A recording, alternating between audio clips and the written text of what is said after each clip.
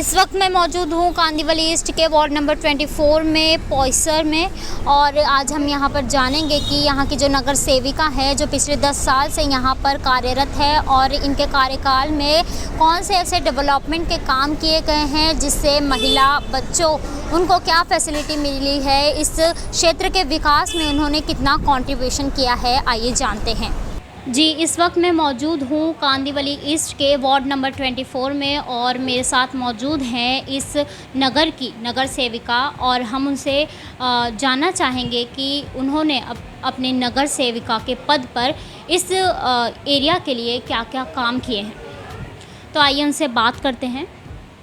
जी, आपका नाम? सुनीता यादव।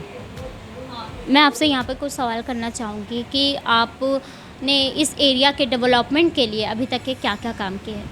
आप यहाँ की नगर सेविका कब से? मैं 2012 में यहाँ पर चुनकर आई। पहले मेरे पास में पूरा स्लम का ही विभाग था। फिर 2017 में दोबारा चुनकर आई तो मेरे पास बिल्डिंग्स, मैदान और स्कूल सारे कुछ मेरे पास आए। काम करने का एक अच्छा मौका मिला मुझे। जब यहाँ पर आप पहली बार नगर सेविका बन के आई तो उस वक्त आपने एरिया की डेवलपमेंट के लिए पहला इनिशियल स्टेज क्या था? सबसे पहले तो मैं जब यहाँ पर आई तो यहाँ पर सबसे पहले हमने देखा तो यहाँ के लोगों के बीच में जाकर जानकारी प्राप्त की तो शौचालय की सबसे बड़ी कमतरता थी। शौचालय लोगों ने जब यहाँ पर घर बनाए, जो यहाँ के रूम्स बनाने वाले लोग जो चालधनी थे, चालधनियों ने सिर्फ चाल बनाते गए और उसके बाद उन्होंने टॉयलेट नहीं बनाया, शौचालय की बिल्कुल व्यवस्था नहीं की। लोग बताते हैं कि यहाँ के लोग खुले में शौच के लिए जाते थे। बहुत पहले की बात है, लोग शौचालय के लिए खुले में जाते थे। फिर जो भी यहाँ पे बना होगा आमदार या खासदार, उन लोगों ने एक दो टॉयलेट लास्ट में जो किनारे पे बचता था जगह, वहाँ पे कुछ टॉयलेट्स बनाए हैं। लेकिन जब हम यहाँ 2012 में आने के बाद देखा कि शौचालय में लाइन आधे घंटे लगानी पड़ती है लोगों को, तो वो सुबह मॉर्निंग में जल्दी उठना, आधे घंटे लाइन में खड़े रहना, फिर उसके बाद जाके उनके टाइम का शेड्यूल सब बिगड़ जाता था। तो हमने सिर्फ यही बीड़ा उठाया कि सबसे पहले शौचालय की व्यवस्था ज़्यादा से ज़्यादा करनी है। तो मैं स्पार्क जैसी एक संस्था है जो महानगर पालिका के साथ जॉइंट में काम करती है, उनके साथ हमने कांटेक्ट करके यहाँ पे बहुत सारे मैंने डबल माले के शौचालय का प्रपोज़ल रखा, जो कि मेरे पिछले 5 साल जो 2012 में मैं जीती थी उस समय मैंने शौचालय की व्यवस्था इनको अच्छे से करके दी थी। रास्ते बड़े ख़राब हो चुके थे, रास्ते का प्रपोज़ल डाला कि इस रास्ते को अच्छे से अच्छा और बना के दिया जाए। तो वो मेरा रास्ता, जो 2 ही रास्ते इस पोईसर में थे, तो ये दोनों रास्ते इस साल कंप्लीट हुए बनकर। मीन्स 6-7 साल का समय लगा उसको बनाने में, लेकिन काम मेरा कंप्लीट हो गया तो मुझे थोड़ी सांत्वना मिली। जैसा कि आपने कहा कि आप पिछले 10 साल से यहाँ की नगर सेविका हैं और अभी बीएमसी चुनाव भी नज़दीक है। अगर आप जीतती हैं तो आप इस एरिया के डेवलपमेंट के लिए और क्या कुछ अच्छा काम करेंगी? देखिए, स्लम तो मेरे पास पिछले बार रहा, लेकिन इस बार मेरे पास में स्लम यहाँ से मैं निकल के ठाकुर कॉम्प्लेक्स जैसी ऊंची इमारतों वाली जो सड़कें थी वो मिली, मुझे मैदान मिले, काम करने का बहुत अच्छा मौका मिला। 2017 के बाद में मैं 2012 के समय जब थी तो उस समय ना ही मेरे पास कोई स्कूल था, ना कोई मैदान था, ना ही कोई अस्पताल था, कुछ भी नहीं था। मुझे वर्क एक्सपीरियंस मुझे ज़्यादा नहीं था, क्योंकि मैं स्लम के कामों को करते गई और बेटर से बेटर लोगों को सुविधा देने की कोशिश की। यहाँ पर पोईसर नदी है, पोईसर नदी काफ़ी चौड़ी है और जिसकी वजह से यहाँ पर बाढ़ आता था और हर साल बाढ़ आता भी है, क्योंकि 2-3 साल से तो आप देख ही रहे हो कि पानी की भी बहुत ज़्यादा बाढ़ का स्वरूप भयंकर होता है पूरे मुंबई में। तो उसका असर पोईसर वासी लोगों पर बहुत ज़्यादा पड़ता है। हमारी कोशिश यही रहती है कि वो नदी को चौड़ाईकरण करके उसको जैसे नदियाँ बहती है नॉर्मल तरीके से बहे। हमने बड़ी कोशिश की कि यहाँ के कुछ झोपड़े जो इसमें पीएपी में जा रहे थे उनको भी अच्छी जगह उनका ये किए पुनर्जीवन वो लोग अपना व्यवस्थापन करें। कुछ रूम्स यहाँ पे टूटे, जनता नगर जैसे एरिया में हमने कुछ झोपड़े टूटे उनको दहीसर में दिलवाया, लेकिन आगे के जो झोपड़े टूटने वाले हैं उनके लिए पीएपी अवेलेबल नहीं है, ऐसा बीएमसी कहती है। इसी वजह से मेरा वो अधूरा काम पड़ा है। चौड़ाईकरण का काम आधे में लटका हुआ है और बीएमसी जब तक रूम उनको नज़दीक नहीं देगी हमारे लोग यहाँ से जाएंगे नहीं। और हमारी कोशिश है कि नदी का चौड़ाईकरण होने के बाद में पानी की बाढ़ कम से वो लोग बचे, हर साल की जो बाढ़ आती है उससे बचे। डेवलपमेंट की बात रही तो पोईसर में डेवलपमेंट के कुछ एक दो बिल्डर लोग आए हैं, लेकिन वहाँ पर ऐसा है कि सीओडी बगल में ही है। सीओडी की ज़मीन होने की वजह से यहाँ पर बिल्डर डरते हैं आने के लिए कि उनको ऊपर 4 फ्लोर से ज़्यादा की बिल्डिंग वो लोग नहीं बना पाएंगे। तो ऐसे कुछ मामले यहाँ पर अटके हुए हैं जिसकी वजह से बिल्डर नहीं आ पा रहा है। डेवलपमेंट अगर बिल्डर आएगा तो ज़रूर होगा और सीओडी के 500 मीटर की दूरी के बाद ही डेवलपमेंट का सोच सकते हैं। लेकिन पोईसर के इस विभाग गाँवदेवी रोड पर डेवलपमेंट हो सकता है। भाजीवाड़ी की तरफ थोड़ा सा होना मुश्किल है यहाँ पर। बाकी दूसरे जगह हम लोग डेवलपमेंट के लिए हमारे आमदार खासदार इन लोगों से बात करके 1-2 बिल्डर लाए भी हैं, सर्वे भी हो रहा है। तो आने वाले दिन में इसकी व्यवस्था ज़रूर होगी। हम भी यही चाहते हैं कि डेवलपमेंट होना चाहिए। जी, यहाँ पर मेरा एक और सवाल है आपसे। जैसा कि आप जानती हैं पिछले 2 साल से 2-2.5 साल से देश में कोरोना महामारी चल रही है। देश बहुत ही बुरी कंडीशन से निकल रहा था और यहाँ पर पिछले 2 साल में आपने कोरोना महामारी में इस एरिया के बच्चों के लिए, बड़ों के लिए डेवलपमेंट की और वैक्सीनेशन की क्या-क्या फैसिलिटी यहाँ पर मुहैया थी? जब कोरोना उस समय आया हम लोग हाउस में थे और जैसे ही डिक्लेयर हुआ कि अगले दिन ही लॉकडाउन लगने वाला है, हम लोग टीवी देखते थे, सारे लोग देखते थे, चर्चा भी करते थे कि चाइना में इस तरह का हुआ है, कहीं इंडिया में ना आ जाए। लेकिन जो डर था वही हुआ। अचानक लॉकडाउन एक दिन हुआ, पूरे दिन का, सभी लोग अपने घर में रहे। लेकिन ऐसा लगा नहीं कि बीमारी इस तरह तुरंत आ जाएगी। लेकिन जैसे ही दिन बीतते गए, लॉकडाउन तो चलो मोदी जी ने अपना निर्णय सुनाया कि लॉकडाउन नहीं लगाएंगे तो बीमारी शायद चाइना की कंडीशन हो जाए।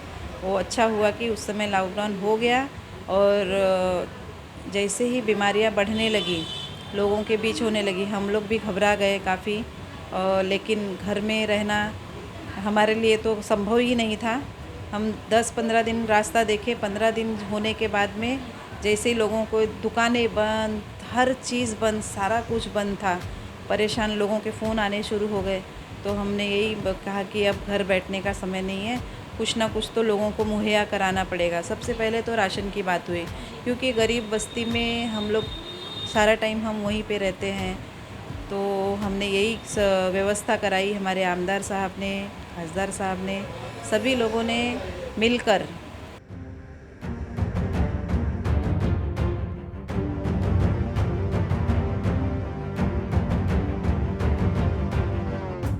तो अब हम बात करने जाएंगे कांग्रेस पार्टी के पूर्व नगर सेवक शिव सहाय सिंह राणा जी से और हम उनसे जानेंगे कि जैसा कि बीएमसी चुनाव नज़दीक है, अगर वो इस एरिया के नगर सेवक चुने जाते हैं तो वो यहाँ पर इस क्षेत्र में डेवलपमेंट के ऐसे कौन से काम करेंगे जिससे क्षेत्र का विकास हो। आइए जानते हैं। जी, इस वक्त हमारे साथ मौजूद हैं कांग्रेस के पूर्व नगर सेवक शिव सहाय सिंह राणा जी और मैं यहाँ पे इनसे कुछ सवाल करना चाहूँगी। यहाँ पर बीएमसी चुनाव आने वाले हैं और ये चुनाव में फिर से खड़े होंगे, तो ये यहाँ पर इस एरिया के डेवलपमेंट के लिए क्या काम करेंगे और उन्होंने नगर सेवक के पद पर रहते हुए क्या काम किया है, आइए जानते हैं। शिव सहाय सिंह राणा। आपने पूर्व नगर सेवक रहते हुए आपने यहाँ के डेवलपमेंट के लिए क्या काम किया? डेवलपमेंट के लिए हम पहले यहाँ आने जाने के लिए रास्ता नहीं था ना, तो गांव देवी रोड को ठाकुर कॉम्प्लेक्स में मिला है 90 फीट रोड पे। बिल्डर से एग्रीमेंट करके उस रास्ते का एग्रीमेंट आज भी हमारे नाम पे है। उनको बोले कि मेरा प्लाट है, अगर कुछ उसमें गड़बड़ी होगी तो आपकी जिम्मेदारी। सब कोर्ट से एग्रीमेंट करके लिए तब वो रास्ता खोले। फिर ये रोड पे जो तेरापंथ भवन वाला ठाकुर कॉम्प्लेक्स का रोड है, यहाँ मिथिला नगर में हनुमान मंदिर के पास पुल बना करके इस रास्ते को फिर ठाकुर कॉम्प्लेक्स में जोड़े। स्टेशन जाने के लिए जनता नगर बिहार टेकड़ी पे हम पुल बनाए। दो इलेक्ट्रिक का सब स्टेशन हम बनवाए, एक यहाँ बिहार टेकड़ी, एक 90 फीट काजू पाड़े पे, और 3 जो सुलभ शौचालय होता है महल्ले वाला, 3 जगह हम बनवाए। एक श्रद्धा रहिवासी संघ काजू पाड़ा, दूसरा यहाँ पे राजा राम वर्मा चाल, तीसरा वीर सिंह महेंद्र झा चाल पे हम ही बनवाए तीनों। और यहाँ पर आप अभी यहाँ के नगर सेवक नहीं हैं, तो आपने यहाँ की जो नगर सेवक है वो बीजेपी की है, शिवसेना यादव जी जी, तो यहाँ पर उन्होंने क्या काम किए और नहीं भी किए वो भी बताइए। काम के नाम पे तो 4 साल से दोनों रोड को तोड़वा के छोड़े हैं, 10-10, 20-20 मीटर बनाते हैं। अभी चुनाव आ गया तो ये लोग रोड बनाना चालू किए हैं। अभी कंक्रीट करवा रहे हैं, और उधर देखो तो गांव देवी रोड पे रोड पूरा नहीं हुआ, और उसके बाद मस्जिद के बगल जो साड़ी की दुकान है, श्री राम साड़ी सेंटर, वहाँ पे रोड टूटना भी चालू हो गया कंक्रीट का। चाहिए तो आप लोग चलेंगे तो हम चलेंगे, आपको दिखा देंगे, फ़ोटो लेना है फ़ोटो ले लो। ये लोग काम के नाम पे कुछ नहीं है, खाली सब अपने ढंग से अपना टाइम पास कर रहे हैं। गली में वही लादी बैठाते हैं, लादी तोड़वाते हैं, उसी में इनका फंड जा रहा है। काम के नाम पे कुछ नहीं। साफ़ सफाई देख लो, अब इतना बड़ा स्लम है, कम से कम 100 एकड़ है। आप जाओ देखोगे तो बाथरूम में दरवाज़ा ही नहीं है, साफ़ सफाई कुछ है ही नहीं, कोई सुनने को तैयार नहीं है। अभी ये नाले का सीमेंटीकरण, वो साइड से सेफ्टी वाल बनाए, वो नाला ऊंचा हो गया है। अभी वहाँ काजू पाड़े में पांडे मिश्रा चाल है, वहाँ पे पूरा पानी नाले का जो है वो चाली में जा रहा है। नाला सफाई करने को कोई तैयार नहीं है, ये लोग सुनने को तैयार नहीं हैं। वहाँ के लोग बुला बुला करके थक गए, देखे काम नहीं करवाए। और वहीं बगल में ये लोग, हमको जिस दिन वो लोग बुलाए उसी दिन शिव कुमार झा का वहाँ पे कार्य अहवाल था, उन सांसद आमदार सब आए हुए थे। अभी इतनी ये लोग लोगों के साथ नाइंसाफ़ी कर रहे हैं। हिंदी बाहुल्य क्षेत्र था, हिंदी भाषी नगर सेवक हैं, काम करने के नाम पे कुछ भी नहीं है। क्या कर सकते हैं अपन बोलने के अलावा। अभी पिछले 2 साल से कोरोना महामारी में आपने क्षेत्र के लिए कंट्रीब्यूशन किया है, किस एरिया के लिए क्या क्या आपने किया है वो बताइए। अब हमारे बगल में ही यही BMS डॉक्टर लोग रहते हैं, तो उन लोगों ने कहा था अंकल कोई परेशानी होगी, कोई बीमार होता है तो हम लोग यहाँ हैं, आप चाहे जब हमको बुलाएंगे हम आएंगे, नहीं तो मेडिकल स्टोर पर उनको भेजो और जो दवा मैं बोलूँ वही दवा लीजिए, कोई दिक्कत नहीं है। वो लोग भी काफ़ी हमको मदद किए। जो हमारे लोग हमारे पास आते थे, भैया बीमार हैं, ये है वो है चारों, तो उनको हम उन लोगों से दवा भी दिलाते थे। दूसरा, हमारे राहुल गांधी जी का आदेश आया हुआ था कि गरीब लोग रहते हैं स्लम में, उनका जो है जीविकोपार्जन के लिए अनाज बाँटप आप लोग चालू करिए। तो लोगों ने 1 या 2 दिन रखा, लेकिन हम अनाज बांटने का पूरा सप्ताह चलाए थे, अनाज बाँटप सप्ताह। और जो भी ज़रूरतमंद लोग आए, हम लोग भी यहीं रहते हैं तो लगभग लोगों से हमारी जान पहचान है, तो जो लोग समझते थे और आए हमारे पास, तो हम उनको अपने ढंग से जो भी मदद हमसे हमारे गणेश बप्पा की कृपा से हुई, हम सबको मदद किए। यहाँ पे मेरा आपसे आखिरी सवाल ये है कि BMC चुनाव नज़दीक है, अगर आप यहाँ से जीतते हैं तो आप यहाँ के लोगों के लिए क्या काम करोगे? यहाँ के लोगों के लिए तो बेसिक समस्या जो है ना, ये बाथरूम की है। बाथरूम, कुछ नया बाथरूम बनाना पड़ेगा, कुछ रिपेयरिंग करना पड़ेगा, साफ़ सफाई करनी पड़ेगी। हेल्थ से जुड़ा मामला है ना। और सबसे बड़ी समस्या अभी नाले की हो गई है। पहले यहाँ बाढ़ आती थी कब, जब भी हाई टाइट रहेगा और 3-4 घंटा बारिश होती थी, तब नाले के बाढ़ में, यहाँ बारिश में बाढ़ आ जाती थी, पानी आता था लोगों के घर में। लेकिन अभी ये जो वाल बना दिए ना और कंक्रीट करके नाला जो है ऊपर कर दिए हैं, अभी हाई टाइट की ज़रूरत ही नहीं है। 1 घंटा बारिश होती है, 1 घंटे के बारिश में ही नाला भर जाता है, घर में पानी आ जाता है। उसको करना पड़ेगा। दूसरा,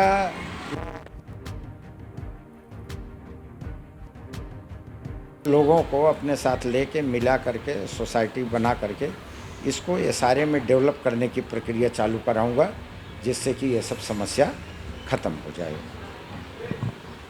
जैसा कि आपने देखा, यहाँ पर मेरे साथ कांग्रेस के पूर्व नगर सेवक मौजूद थे और इनका कहना है कि इस एरिया में जो अभी करंट में जो भी यहाँ की नगर सेविका है, उन्होंने इतना अच्छा काम नहीं किया है और अगर ये BMC से चुनकर यहाँ के नगर सेवक बनते हैं तो ये इस एरिया के डेवलपमेंट के लिए अच्छे कार्य करेंगे। मेरे साथ एक और जन मौजूद हैं यहाँ पर और मैं उनसे जानना चाहूँगी कि यहाँ पे एरिया में कितना डेवलपमेंट हुआ है और वो जो नगर सेवक हैं यहाँ पर, उनसे क्या अपील करते हैं। जी, आपका नाम? संजय सिंह। मैं यहाँ पे पूछना चाहूँगी कि इस एरिया में डेवलपमेंट के कितने कार्य किए गए हैं। कुछ डेवलपमेंट नहीं मैडम। राणा सिंह जब नगर सेवक हुए थे, उनका प्लानिंग था कि स्लम एरिया है, इसको जो है डेवलपमेंट करके जो है बिल्डिंग एरिया बनाया जाए, तो जो कि वैसा नहीं हो पाया, बेचारे हार गए हो। उनके जैसा नगर सेवक होना बहुत मुश्किल है और ना ऐसा कोई कार्य कर पाएगा। जो भी कार्य यहाँ पर परिसर में हुआ है उनके द्वारा ही हुआ है। बाकी जो कार्य अभी वो लोग कर रहे हैं उसी के ऊपर में लिपापोती कर रहे हैं, कुछ कार्य वे लोग बराबर नहीं कर रहे हैं। आपने कहा कि वो बहुत ही अच्छे नगर सेवक थे और उन्होंने काफ़ी अच्छा काम किया है, लेकिन वो हार गए, इसके पीछे की वजह? अब पब्लिक है, अब इसको क्या हम बोल सकते हैं। अब इसको तो ज़्यादा बोलना अच्छा नहीं है। अभी बाकी ठीक है जो है, और जो भी कार्यक्रम उनके द्वारा अब तक किया गया था, बाकी ये लोग कार्यक्रम कुछ नहीं कर पा रहे हैं, केवल पैसा कमा रहे हैं, बाकी कुछ कार्य नहीं कर रहे हैं। यहाँ पे जो भी सिचुएशन है, बाथरूम हो गया और जो भी समस्या तो कचर कुंडी वगैरह, उसके बारे में आप क्या कहें? बहुत भयंकर सिचुएशन गड़बड़ चल रहा है। सब बाथरूम वगैरह सब टूटे फूटे हुए हैं, साफ़ सफाई कुछ है नहीं। नाला जो है आधा कार्य किया गया, आधा छोड़ दिया गया है। पानी से बाढ़ हर साल आ रहा है, अभी घर में पानी जा रहा है सबके। बाढ़ के समय में कोई दिखाई नहीं पड़ता है जो है, और केवल बाहर से आकर के वाहवाही लेकर के लोग जाते हैं। जैसा कि आपने देखा कि इनका कहना है कि यहाँ की जो अभी नगर सेविका है, उन्होंने कुछ अच्छे कार्य नहीं किए हैं और जो भी था वो शिवशाय सिंह ने किया है और ये चाहते हैं कि इस एरिया में डेवलपमेंट के लिए काफ़ी अच्छे काम किए जाएं। मेरा नाम अमर सिंह है मैडम। हाँ, मैं यहाँ पर आपसे सवाल करना चाहूँगी कि ये इस एरिया में अभी तक के कितना डेवलपमेंट हुआ है? मैडम, डेवलपमेंट का तो आप खुद ही चल के आई हैं, देख रही हैं, सिर्फ लिपापोती होती है डेवलपमेंट नाम की। लोगों को बताया जाता है कि हम इतने कार्य कर रहे हैं, इतने कार्य हमने किए हैं, लेकिन आप अगर पूरा क्षेत्र घूमकर देख लीजिए, एक तरफ कार्य होता जाए, दूसरी तरफ से टूटता जाता है। उसमें जो गुणवत्ता होती है, क्वालिटी होनी चाहिए, जो नॉर्म्स तय हैं, उसके हिसाब से काम नहीं है और कोई भी स्टैंडर्ड फॉलो नहीं किया जाता है। सबसे बड़ी समस्या स्लम होने के कारण यहाँ जो है महिलाओं के लिए है और पुरुषों के लिए वो वॉशरूम की है। आप पूरे परिसर के जितने वॉशरूम हैं सबका जाके सर्वे कर लीजिए, आपको 70% वॉशरूम्स ऐसे मिलेंगे जहाँ पे कंप्लीट डोर नहीं है, जबकि केजी से नगर से लेके लोकसभा सांसद तक सभी इनके यहाँ इतनी सारी फंडिंग है।